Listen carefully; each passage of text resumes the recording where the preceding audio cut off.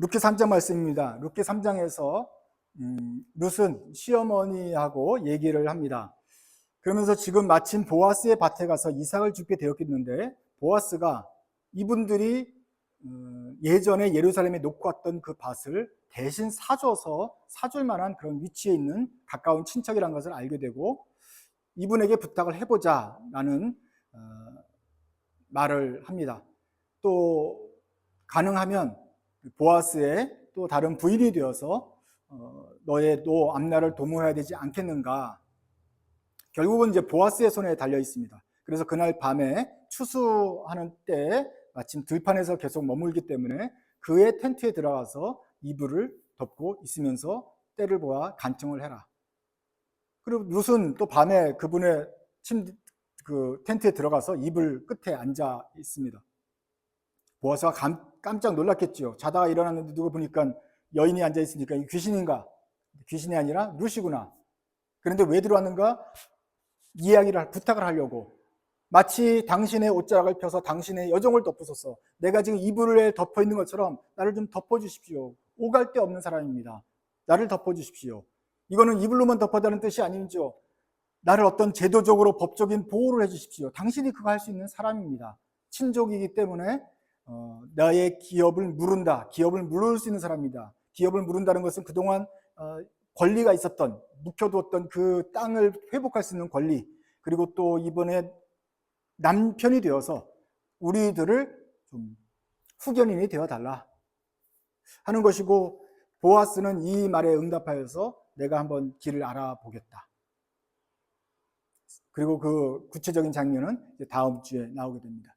오늘 이 장에서 가장 인상적인 것은 바로 덮어준다는 것입니다. 이불 발치로 들어가서 이불을 덮고 있어라. 그러고 나서 보아스에게 그 옷자락을 펴서 당신의 여종을 덮으소서라고 간청을 하여라 라는 시어머니의 조언이었습니다. 그리고 그 뜻대로 룻이 이불을 덮고 옷자락을 덮어주소서 간청을 했습니다. 그리고 보아스의 말은 무엇입니까? 내가 너를 덮어주겠다. 우리는 룻기를 시작하면서 우리 나오미와 룻이 처한 얼마나 비참한 환경을 보았습니다. 나오미로서는 남편 잃고 아들 둘을 잃어버렸습니다. 룻의 입장에서는 남편을 잃고 시아버지를 잃고 그 동서를, 그 시아주버님을 잃었습니다. 6명까지 늘어났던 이 가족이 조금 있으면 애를 낳아서 12, 20을 넘어야 될 텐데 다시 3과부로 줄었고, 거기서 1명은 나가고 2과부만 남았습니다. 2명만 남은 것도 슬픈데 이 사람은 과부가 되어서 먹고 살 길이 없었습니다. 모압에서도 먹고 살 길이 없으니 예루살렘으로 돌아오자 해서 예루살렘에 돌아왔는데, 말씀드렸듯이 이민 가방 단 2개, 보따리만 들고 지금 돌아온 형편이었고, 이 장에서 보았듯이 이들이 할 수 있는 유일한 직업은 공공근로, 남의 집에 가서 이삭에 흩어 남아있는 것들 주워서 먹는 그런 형편밖에 되지 못하였다. 얼마나 비참한 환경이라고 우리가 보았습니까? 그런데 성경에서 우리에게 계속 가르치고 있는 것은 우리 모든 인간들이 바로 이와 같다. 너희들이야말로 망한 사람이다. 에덴 동산에서부터 하나님의 법을 불순종하고 쫓겨난 순간부터 너희들은 실낙원에 살고 있다. 낙원을 잃어버린 상태로 살고 있다. 죄의 모습으로 살고 있다. 죽은 것처럼 살고 있다.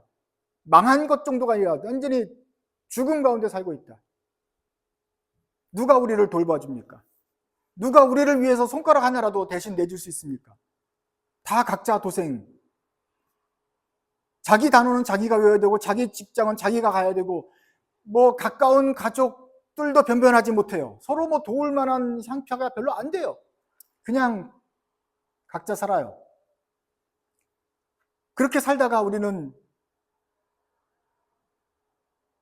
힘든 죄악된 세상에서 우리 스스로 죄를 짓고 그렇게 힘겹게 살아가게 될 것입니다.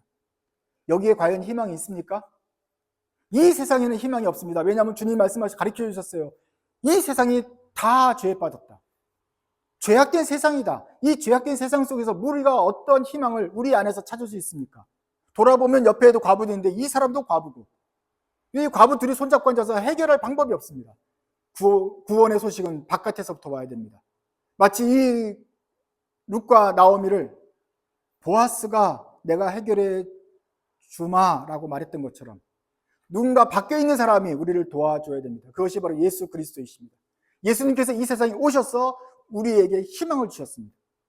그래서 그 예수님을 믿는 사람은 이제 살아갈 희망이 얻게 된 것입니다. 죽었던 사람이 이 죄악된 세상에서 벗어나서 어둠에서 빛을 보게 된 것입니다.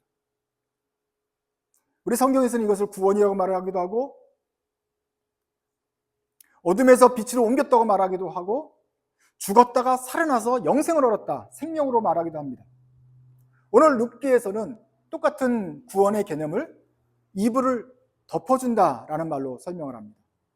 이불을 덮고 옷자락으로 덮고 나를 덮어주십시오. 나의 스폰서가 되어주십시오. 나의 가드가 되어주십시오. 라고 간청하는 모습을 보게 됩니다. 그리고 보아스가 이것을 응답했을 때 보아스는 이 장면에서는 우리를 구원한 예수님의 형상으로 나타날, 예수님의 예표로 나타날 수 있는 것입니다.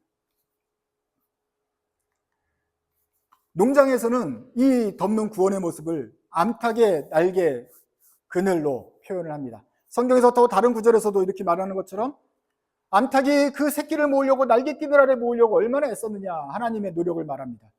그리고 그 날개 그늘 안에 들어간 암탉들이 얼마나 행복한가 말합니다. 날개 그늘 안에 있으면 이불이 덮어주는 것처럼, 옷으로 덮어주는 것처럼 살 길이 열립니다. 그러나 병아리는 날개 그늘 밖에 있으면 그야말로 낙원을 잃어버린 채로 방황하며 아무런 기댈 데 없는 천의 고아처럼 살 수밖에 없습니다. 그래서 이 그림을 성경에서 거듭해서 말합니다. 너는 내가 내 아들이라. 내가 너를 낳았다.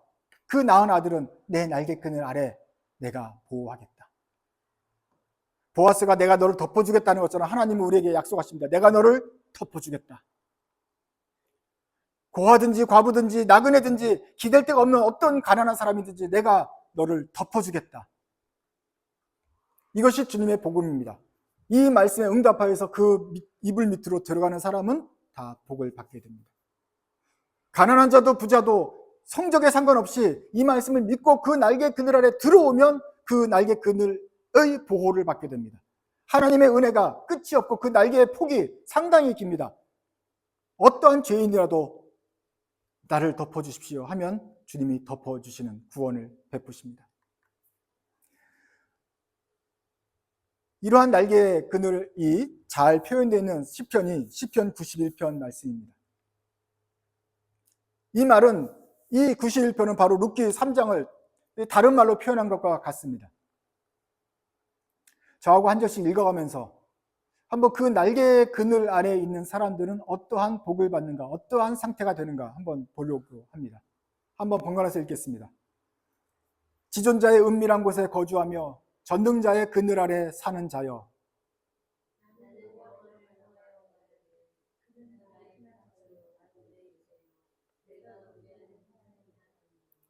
이는 그가 너를 새 사냥꾼의 올무에서와 심한 전염병에서 건지실 것이미로다. 모든 성도들, 그리스도인은 누구냐? 지존자의 은밀한 곳에 거하는 사람입니다. 밖에 나가는 것이 아니라 그 그늘 안에 사는 사람들입니다. 날개 그늘 아래 사는 사람, 이불 덮고 주님의 이불 밑에 덮여 있는 사람이 바로 그리스도인입니다. 그 그리스도인이 이렇게 말합니다. 주님이 나의 피난처고 나의 쉘터고 나의 요새입니다. 요새 속으로 딱 들어가면 아무도 나를 건들지 못하는 그 튼튼한 성으로 들어갑니다. 내가 믿고 의지하는 하나님입니다 라고 말합니다. 왜냐하면 그 하나님이 여러분을 건지시기 때문입니다. 세상에 가면은 온갖 나쁜 것들이 있습니다. 새 사냥꾼의 올무처럼 여러분을 얽어매려는 사람들의 작당이 있습니다. 또는 사람들이 아니라 환경적으로도 전염병이 횡행합니다. 이 죄악된 세상에 사는 것 자체가 너무너무 힘듭니다. 사람들이 힘들게 하고 바이러스도 우리를 힘들게 합니다. 그러나 거기서 날개 그늘을 덮으시는 이 새가 큰 하나님의 그 날개로 우리를 덮어주신다. 그가 너를 그의 기수로 덮으시리니 내가 그의 그늘을 그의 날개 아래에 피하리로다. 그의 진실함은 방패와 송방패가 되시나니 너는 밤에 찾아오는 공포와 낮에 날아드는 화살과 어두울 때 퍼지는 전염병과 밝을 때 닥쳐오는 재앙을 두려워하지 아니하리로다. 날개 그늘 아래 피하면은 그 날개가 우리의 방패가 되어 주셔서 나가주십니다. 뭘 막습니까? 밤에 어떤 불현듯이 찾아오는 공포가 있을 것입니다. 그것도 막아주십니다. 낮에도 안전하지 않습니다. 낮에는 화살이 날아듭니다. 그것도 막아주십니다. 어두울 때는 전염병이 퍼지는데 알게 모르게 퍼지는 전염병도 막아주실 것입니다. 화날 때도 재앙이 갑자기 닥칠 텐데 그것을 우리가 두려워하지 않게 될 것입니다. 날개 그늘 아래 피하면 두렵지 않습니다. 1000명이 내 왼쪽에서 10,000명이 내 오른쪽에서 엎드러지나 이 재앙이 내게 가까이 하지 못하리로다. 오직 너는 똑똑히 보리니 악인들의 보응을 내가 보리로다. 내가 말하기를 여호와는 나의 피난처시라 하고 지존자를 너의 거처로 삼았으므로 화가 내게 미치지 못하며 재앙이 내 장막에 가까이 오지 못하리니. 온갖 뉴스가 1000명이 왼쪽에서 엎드러진다는 것이고 10,000명이 쓰러진다는 소리입니다. 그러나 그 재앙이 여러분에게 가까이 못하도록 하나님이 날개로 막아주신다. 다른 악한 사람들은 쓰러지겠지만 여호와가 나의 쉘터다, 나의 피난처라 하고 그 지존자 밑에 여러분을 두는 순간 그 화가 미치지 못하고 재앙이 가까이 그 장막에 가까이 오지 못할 것입니다. 그가 너를 위하여 그의 천사들을 명령하사 내 모든 길에서 너를 지키게 하심이라. 천사들이 그들의 손으로 너를 붙들어 발이 돌에 부딪히지 않게 하리로다. 내가 사자와 독사를 밟으며 젊은 사자와 뱀을 발로 누리리로다. 우리들의 처한 환경이 발에는 돌이 부딪히고 사자가 어슬렁거리며 다니며 독사들이 꿈틀댑니다. 이게 우리의 환경입니다. 주님이 막아주시겠다는 소리는 이런 독사도 보지 않고 뱀도 보지 않는 그런 행복한 천국에 가겠다는 소리가 아닙니다. 우리는 여전히 그 가운데 있을 것입니다만은 날개 그 안에 있어서는 주님의 도우심으로 너를 지켜준다 하십니다. 천사를 보내십니다. 천사를 보내서 발이 부러지지 않게 만들어주고 사자를 밟고 독사를 밟는다고 했습니다. 사탄은 이 말씀을 가지고 예수 그리스도를 시험했습니다. 너 뛰어내려 봐라. 성전에서 뛰어내려 봐라. 사람들이 놀라게. 그래서 다 너를 추종할 수 있도록 한번 너가 쇼를 한번 해봐라.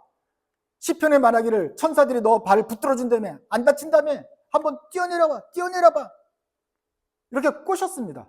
근데 주님 말씀하셨습니다. 주 너희 하나님을 시험하지 마라. 우리는 지금 이 말씀에 의해서 내가 한번 독사를 밟아볼 것인가, 한번 위험한데 한번 가볼 것인가, 주님이 지켜주신다 했으니 내가 뛰어내리겠습니다. 주님도 말씀하실 것입니다. 하나님 시험하지 말라고 말했지. 다리가 부러지고 나서야 그 말씀을 듣겠지요. 우리는 이 말씀을 하나님을 시험하려고 듣는 것이 아니라 간이 쪼그라들고 정말 무섭고 독사의 서늘한 기운에 정말 공포에 떨 때 그 날개 그늘 아래 앉는 병아리처럼 그래도 이 날개 그늘은 안전해. 나는 여기서 담대할 수 있어. 힘을 낼 수 있어. 그 날개가로 덮었기 때문에 나는 괜찮아. 이제 평안해도 돼. 평안하라고 주신 말씀입니다. 하나님을 시험하라고 준 것이 아니라 담대함을 가지라고. 여러분이 그 날개 아래 거처를 삼았으면, 거기에 있다고 한다면 이제는 그런 재앙을 무서워하지 않아도 된다. 이런 확신을 가지라고 주시는 말씀입니다. 14절부터 16절까지는 우리 같이 한번 읽겠습니다. 주님께서 말씀하시는 것이고 그 날개 그늘 아래 거하는 모든 백성들, 그 하나님께 마음을 둔 모든 사람에게 주시는 약속의 말씀입니다. 같이 읽습니다. 시작. 하나님이 이르시되 그가 나를 사랑한즉 내가 그를 건지리라. 그가 내 이름을 안즉 내가 그를 높이리라. 그가 내게 간구하리니 내가 그에게 응답하리라. 그들이 환난 당할 때 내가 그와 함께하여 그를 건지고 영화롭게 하리라. 내가 그를 장수하게 함으로 그를 만족하게 하며 나의 구원을 그에게 보이리라 하시도다. 빨간색으로 쓴 것은 지금까지 우리가 했던 말의 반복입니다. 그가 나를 사랑한즉, 그가 내 이름을 안즉, 그가 내게 간구하느면, 그 말은 그가 내 날개 아래로 모이면, 날갯깃으로 자기를 덮으면, 하나님 앞으로 들어오면 내가 그를 건지고 높이고 그에게 응답하겠다. 그 모든 말을 장수함으로 만족하게 하고 높이겠다, 건지겠다 하는, 보호해 주겠다, 그 말을 다른 말로 나의 구원을 그에게 보이겠다 하는 말입니다. 우리의 구원을 어디서 찾을 수 있습니까? 우리가 막막하고 답답할 때 어디서 누가 나를 건져주겠습니까? 하나님밖에 없습니다. 어떻게 하나님께 도움을 요청합니까? 주님, 그 날갯깃으로 저를 덮어주십시오. 하나님의 옷깃으로 덮어주십시오. 저의 스폰서가 되어주십시오. 독사 무섭고 사자 무섭습니다. 화살이 날아다니고 전염병이 있습니다. 무서워서 못 나가겠어요. 주님이 덮어주세요. 구하면 주님 말씀하십니다. 내가 나를 사랑하느냐? 내가 나를 사랑하고 내 이름을 알고 나에게 부른즉 내 밑으로 들어온 이상 내가 너에게 응답하겠고 나의 구원을 보여주겠다.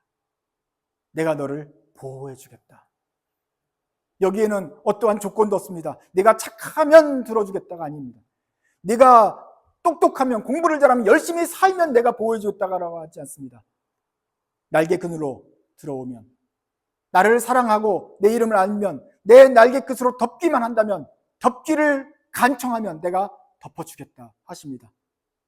이 끝없고 무조건적인 사랑 안에 여러분들은 여러분 자신을 놓으십시오. 그리고 여러분의 몸과 영혼과 여러분의 모든 삶을 주님께서 덮어주시기를 간구하십시오. 그러면 보아스가 룻을, 나오미를, 그 가정을 살려준 것처럼 하나님께서 우리 애들의 일생과 삶을 덮어주실 것입니다. 그리고 그 여호와의 깃으로 날개로 덮여진 사람은 그 영혼이 안정하고 평안을 얻을 것입니다. 그리고 구원을 확신하면서 안심하고 평안하며 만족하며 살게 될 것입니다. 이러한 평안과 은혜가 여러분들 모두에게 임하시길 바랍니다. 기도하겠습니다.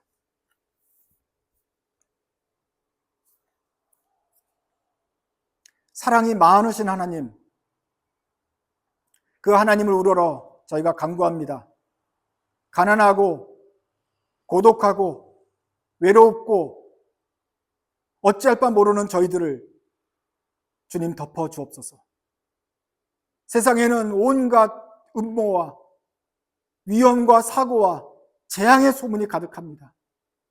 두렵고 약해지고 마음이 쪼그라든 저희들을 다시 한번 주님 덮어주시고 안아주옵소서. 그리하여서 저희 속에 속삭여 주시기를, 내가 너 여기 있다.